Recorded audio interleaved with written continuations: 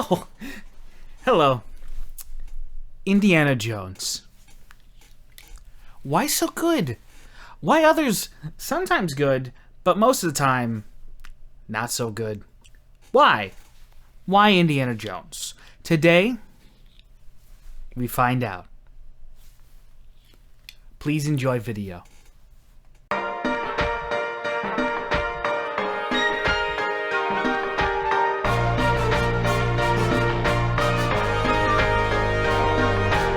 So someone out there might just be thinking, well, it's easy. Indiana Jones is good because he's so cool and masculine, and he always gets the girl. But if you actually pay attention to the movies, you know that that's not even a little bit true. Not only does he not always get the girl, he's kind of a dork. Because Indiana Jones is a character who's made up of contrast. That's what makes him interesting. We're introduced to Indy in a way that establishes, what you'd expect. He's cool, he's mysterious, he's competent. But throughout the prologue of Raiders of the Lost Ark, we see different shades of his character. We watch him in a tense moment trying to match the idol's weight, give that little Harrison Ford smirk when he thinks he's nailed it, and then get to watch him scramble and panic when he realizes, oh no, I fucked up, shit. And then he gets duped by the guy he was working with, and then only gets out by the skin of his teeth, and then when we think he's home free, we see he's been completely outwitted by another treasure hunter. Our introduction to Indy is watching him completely fail. This subconsciously tells us that Indy can fail, increasing the tension throughout the film. And it also makes Indy relatable. Nobody can relate to an effortlessly cool guy who always comes out on top, but we can all relate to a guy who tries his hardest and puts in the work, only to have some other guy come in and take it all away. After this, the very next thing we see of Indy completely contrasts with his action hero persona. He dresses like a nerd. He does nerdy things about history, and he seems genuinely passionate about it. Like some kind of fucking nerd. And honestly, I could stop there, because these two scenes tell us everything we need to know about Indiana Jones. And every single Indy movie after this will basically pull the exact same trick, contrasting his harder action hero edge with the softer, more academic side of him, and always portraying him as an underdog. Indiana Jones' enemies always have more resources than him. They usually have more information than him, and often they're more physically powerful than him.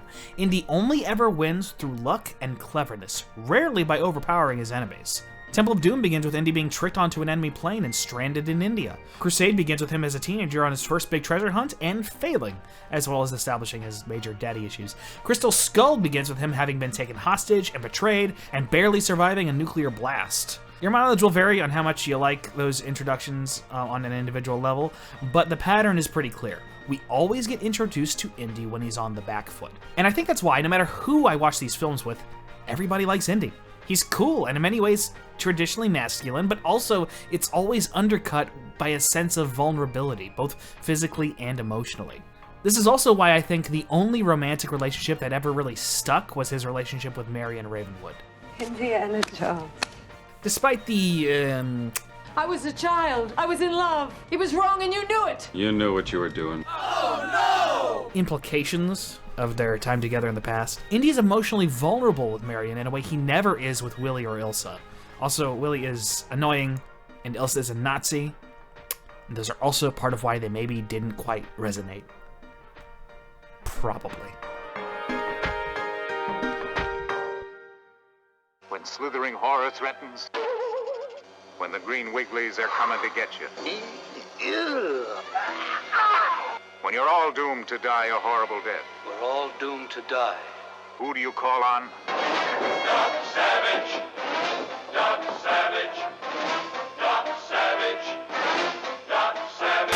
So for those who don't know, Indiana Jones was based largely on pulp action adventure heroes such as Doc Savage and Alan Quatermain. And these guys are essentially white supremacist power fantasies. They go to places where non-white people live, usually some sort of jungle, and basically lay down the law.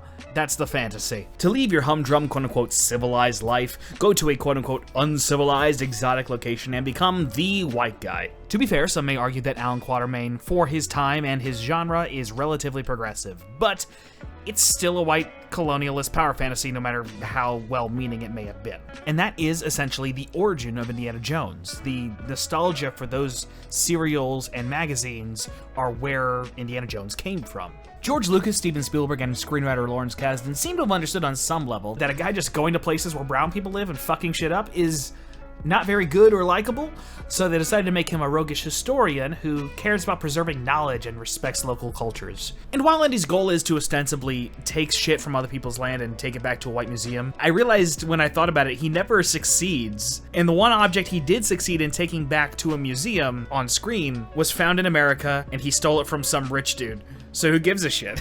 In addition to that, he's always either stopping Nazis from getting a mystical superweapon, something that at the end of the story you realize shouldn't be in the hands of mortals to begin with, or he's helping Indian folks fight off a cult that stole their shit and is starving them. So Indiana Jones is pretty much never showing up and just taking people's shit, even though that is technically the concept. So it feels like there is a level of self-awareness in Indiana Jones where it's not trying to actually recreate these old stories, but just recreate the feeling of those stories, which is also something that in the modern day now, with nostalgia for Indiana Jones, people would like to continue to do. And how do they do that? How do you do that? Man, it'd be good if that was the next section of this video, is how people have done that and whether they've done it good or bad. That is a doorbell. I have a guest. I have to stop narrating. So let's move on to the next section. So let's start with the film that I think managed to recreate this feeling most successfully, the 90s Stephen Sommers Mummy film. Indiana Jones has always had a horror element to it, but it was generally kind of downplayed until the end of the movie. The Mummy, however, decided to make supernatural horror front and center. Obviously, this was a necessity given the property the team was tasked with adapting, but it also served to give the film its own distinct little flavor, you know? This film also has the distinction of having two leads serving in the Indiana Jones role in two different ways, Rick and Evie, with Evie's very British brother serving as their bumbling sidekick. Rick is the action hero persona, while Evie is the professor persona, while each also serves as the other's romantic interest. If Indiana Jones is a hero with two wolves inside him, then the Mummy took those wolves, put them on the outside, and then made them kiss. That's scissoring. That's not kissing. Maybe they do that too. Who knows? I don't know what they do. Let me look at my script. However, part of what makes this work is both characters still having contrasting traits. Rick is the guns-blazing action hero, but he's also like kind of a dork and scared and stressed out all the time, and when he yells, he kind of shrieks. Looks to me like you're on the wrong side of the river! While Evie is, a klutzy professor type, but she's also much braver than the other two men she works with and propels the story forward with her desires and actions. She's easily the most active character in the film. I think it's crucial that the movie is not interested in proving that these characters are cool and capable. It's more interested in providing you a few interesting and fun people you'd like to go on an adventure with. More than anything, that's what I think makes this film and other similar films work. Jungle Cruise is a 2021 action-adventure film that clearly took inspiration from The Mummy, Pirates of the Caribbean, and, of course, Indiana Jones. And it failed to capture the appeal of all three. And honestly, I believe that's almost entirely due to how these characters are portrayed. Unlike The Mummy, this film's looking to prove to you that these characters are cool and competent, and you love them so much because we said so, because we spent a lot of money on this movie. It feels like first and foremost they were interested in building the bones of a franchise, not really one good movie, which I think always needs to be the primary goal. Make one good movie, please. Now, here's the thing. You can't blame one single person for this film not working. We don't know why the movie is like this. It's very possible the screenwriters wrote something great that producers meddled with. Maybe Dwayne Johnson and Emily Blunt changed the characters to suit their own interests. I don't know, they're big stars, but maybe none of that happened, right? We can't know. I'm just gonna take this film for what it is and not assign any blame to any specific party, because I don't think that's helpful or good. The same goes for the next film we discuss, by the way. Except for Mark Wahlberg, I blame him for everything. So this film has Frank and Lily, with Lily's very British brother serving as their bumbling sidekick. Frank is the action hero, while Lily is the academic one. You can see the parallels with The Mummy, I assume. So, here's the thing. Neither Frank nor Lily are particularly vulnerable characters. I'm pretty sure Dwayne Johnson is allergic to on-screen vulnerability, and Emily Blunt's character is focusing so much on being, a kick-ass intelligent woman that they forgot to give her an actual personality, despite Emily Blunt really, I think she's trying her best. She's good at acting. She's good at acting all the time. But this movie's, she's so boring. Frank's character is scripted like he's intended to be kind of goofy, a bit of a scumbag, maybe even a bit of a loser.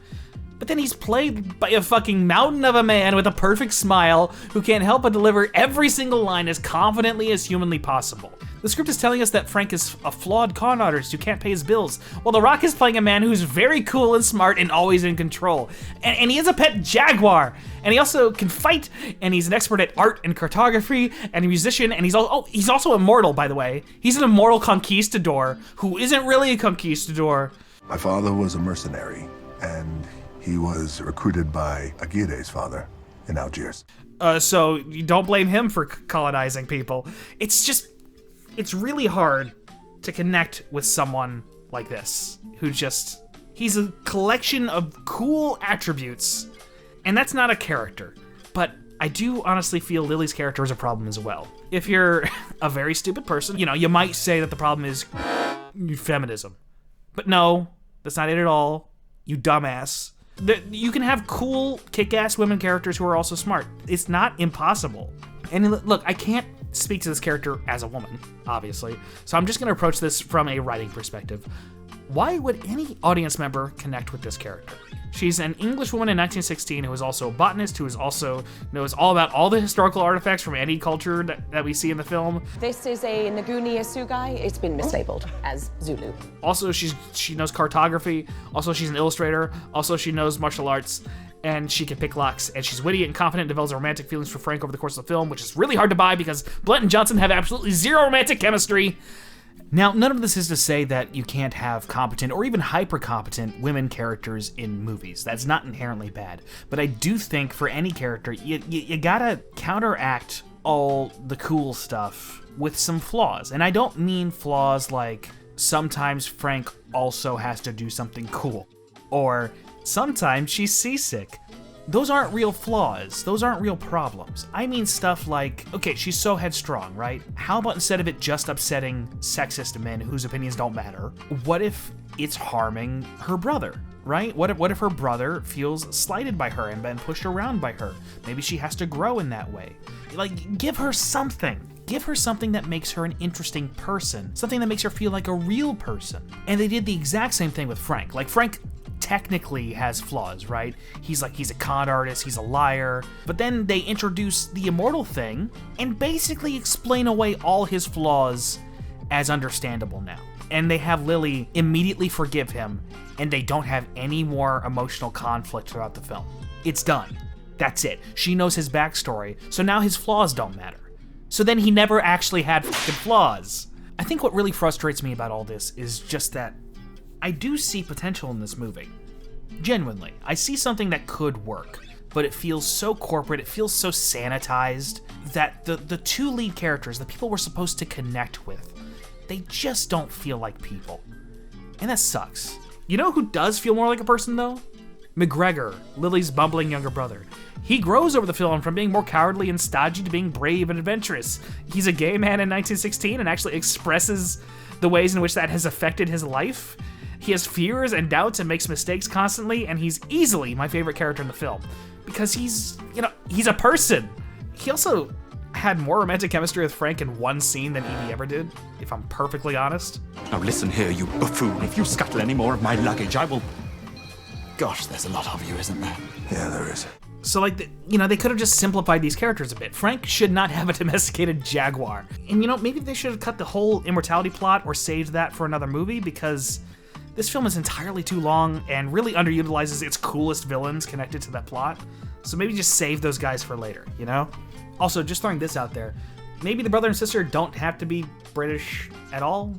Maybe they could just be, people from Brazil with indigenous heritage. And, maybe you wouldn't have to have, the weird, uncomfortable, oh, we're doing the scary, savage tribes people thing. You can return it and go free. Or I can pry it from your fingers. After I pick them clean of meat. But we're not really, because it's a trick.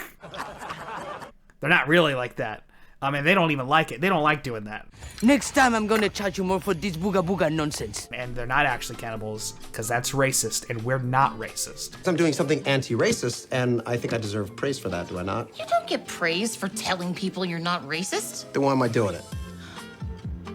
Maybe you wouldn't need that whole uncomfortable, we're doing it, but we're not doing it thing if you just had indigenous people be the stars of your movie, because we don't need another British people going to non-British people places and taking their shit movies.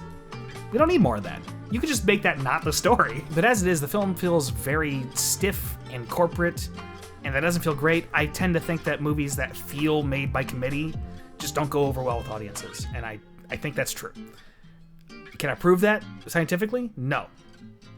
So take that with all the grains of salt that you have. How much salt do you have? Go eat it all now. I want to watch you do it. So Nathan Drake in the Uncharted games would actually be my example of how to make a good Indiana Jones archetype.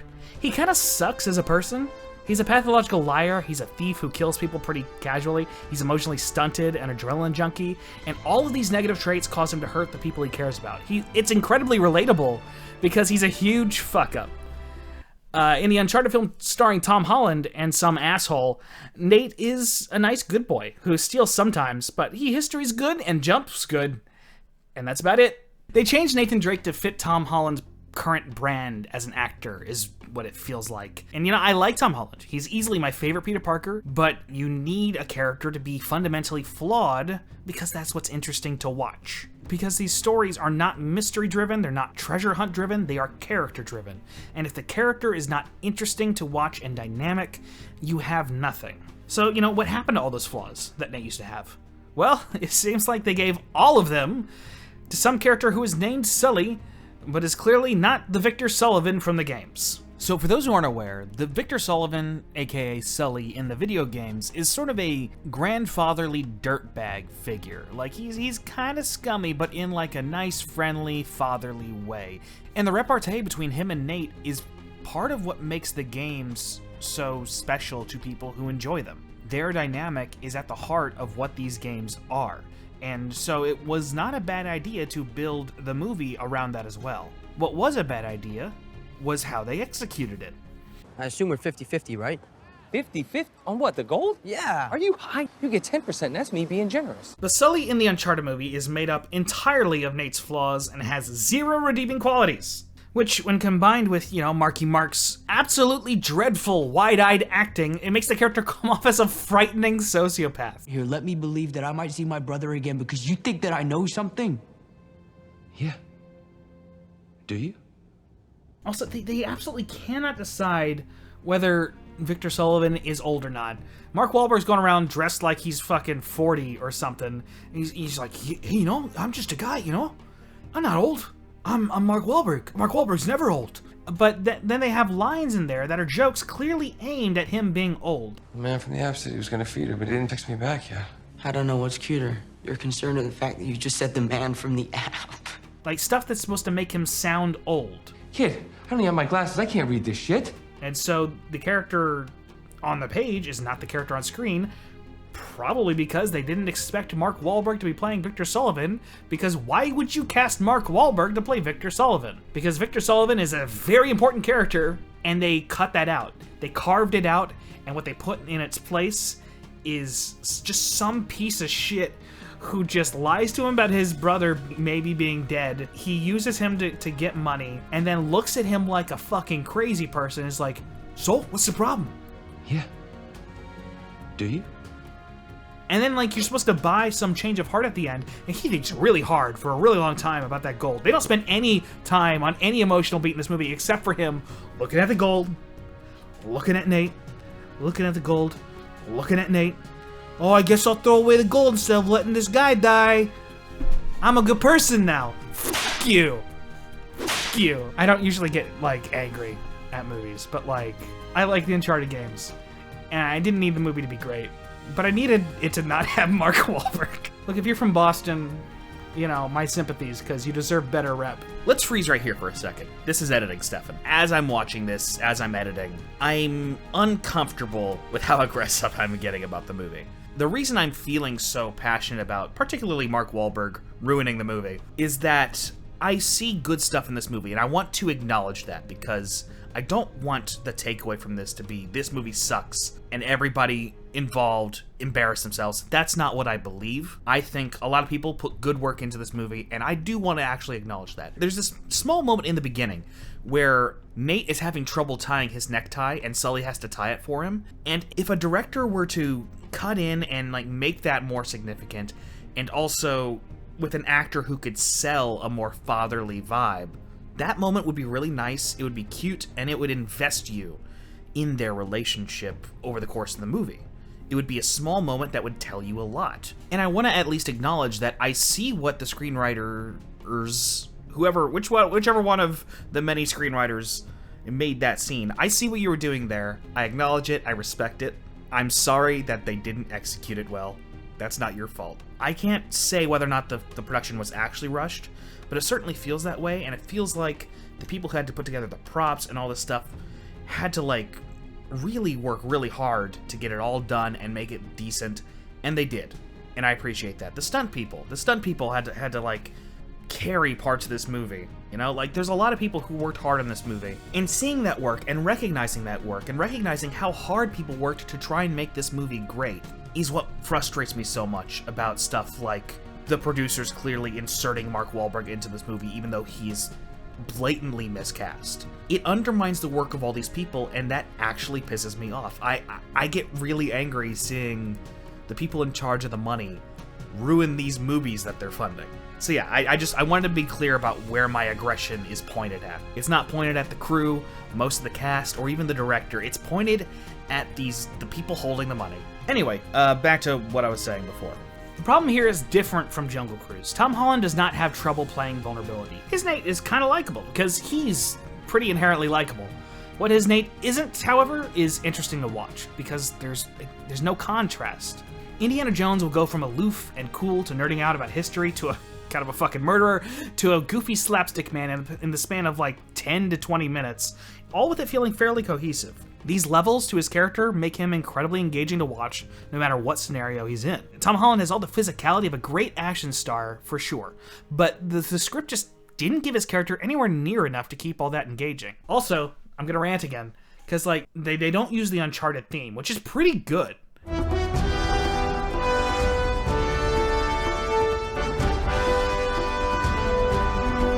Then they'll kind of use it for a little bit of like the fan wanky moments where like, see?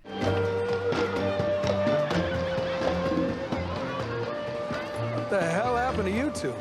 You know, if you play the video games, that's in the video games. Here's the theme song for a little bit. Then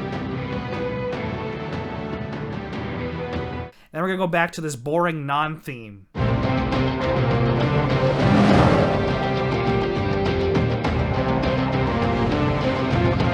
I hate that. I hate that. Because you know what? The music is incredibly important. For The Mummy, I can't, like, think of the theme off the top of my head, but every time I watch it, I'm into it. And I like it. And it brings me into the world of the film. Indiana Jones, obviously, some of the most iconic music ever composed. It's great. It sucks you in. It brings you into the film. Jungle Cruise has not as good music, but it's not bad. The Uncharted movie has outright bad music for the genre, and I'm not brought into the film. I don't like watching it, partially because the music's telling me the movie's boring by being boring. They completely misused Antonio Banderas and like kick him out of the movie in the third act, and like I was kind of getting into his like kind of hammy performance. And I bring honor back to my house. And then he's gone. No more of that. So the little bit of fun I was having was gone. That didn't help. The direction for this film is extremely bland. One moment in particular that, like, it really struck me how blandly this was directed was the moment Nate discovers the location of the pirate treasure they're looking for. The main MacGuffin of the film. He's located it, he found it, and this is how it's directed. So we see him discovering here that it's some sort of, like, map divider, right? He sets it down, he starts to put the pieces together, and then he turns these things around and points them in the center. And yeah, the music's building like this is a big deal. He's acting like it's a big deal. But these shots are so boring, I don't feel anything. It certainly doesn't feel impressive that he figured it out. Now, I want to compare this to a moment from Indiana Jones and the Last Crusade, where Indiana Jones discovers something objectively less impressive and difficult to work out, but it feels bigger. So here, Indiana Jones and his companions are looking for the number 10 in Roman numerals, somewhere here, because that's where they need to find their clue. Well, Indy notices something, but the audience can't see it yet. We watch him looking. He's continuing to sort something out. He's gonna climb the stairs, and the camera cranes upwards, still not showing you what he's looking at. And then finally, he gets to the top, and you see a giant X on the floor. 10. And it feels so big, but he didn't need to climb up the stairs. It's not impressive that he saw a big X on the floor. It's a mystery that a literal child could work out, but it still feels more impressive than what happened in Uncharted just because the visuals and the music and the performance told you that it was impressive. It feels like it's cool, so therefore it is, because that's how movies work. Now, to be clear, I am criticizing this scene in Uncharted, but I am not necessarily blaming the director, Ruben Fleischer, for these flaws, because the production for this film was probably a nightmare. There were many, many directors attached to this film over the past frickin' decade as this film was trapped in production hell. Travis Knight was eventually the one that they landed on, and he was doing a lot of the pre-production, but then in January of 2020, Ruben Fleischer was in talks to replace Travis Knight as the director, with the film's release date being March 5th, 2021. And then in February, he was actually brought on to be the director, and then in March, they were filming. So he had a month to prepare, and then when they started filming, they were a year out from needing the entire film to be completed. And then they got hit with COVID-19 stuff, just like all of us, and they couldn't film again until July 15th of 2020. And then Antonio Banderas tested positive for COVID-19, so they had to stop filming with him, and like all this stuff happened. It was an international filming endeavor, and all of this on top of the fact that the guy was thrown onto a moving bus and told to drive the bus. You know, like it's not an easy job that he was given to do. He was really put at a disadvantage at every step of the way here. So I do not necessarily blame this director for how this film turned out. If I'm honest, I blame the producers for most of the problems. But the movie would have been at least twice as good had we had an appropriate actor playing Victor Sullivan. Because that is the emotional core of the movie, and they fucked it. And it really hurt to see Tom Holland and Sophia Ali kind of give like pretty good movie star performances in this film that didn't deserve them. And then you have Mark Wahlberg just sucking out all the fucking charisma and just enveloping it in the black hole that is his wide, unblinking eyes. His character feels like a nightmare sociopath at all times, and it's just insane. So my main takeaway is, while you need great music and directing and all this other stuff to make one of these films work, even more important than all of that is that these characters have to be solidified, and they have to be characters that the audience wants to go on an adventure with. And that requires not only great writing, but also great casting, great acting. The director has to enhance what these actors are doing and bring out the best in them. And having all of those things fire in all cylinders in order to create a great action-adventure franchise is really hard. The Mummy, honestly, couldn't really repeat that success after the first one. Like, The Mummy 2 is alright, but it's not the same. Very rarely do you get a franchise like Indiana Jones that can not only make one great movie, but then make more than one great movie. That is ridiculously difficult. Now, will they be able to make another great movie with Dial of Destiny? The reviews aren't promising, but maybe I'll disagree with the reviews. I don't know. I'm willing to see it and find out. We'll see. You can like or subscribe. I don't like doing that whole spiel. I know it helps the videos. I know the numbers say it helps the videos, but it feels bad to say those things. So instead, I won't finish that sentence, and I'll just say, go away. The video's over. Goodbye. I don't want you here anymore. I thank you for being here for the duration of the video. But now the video's over, so you need to leave.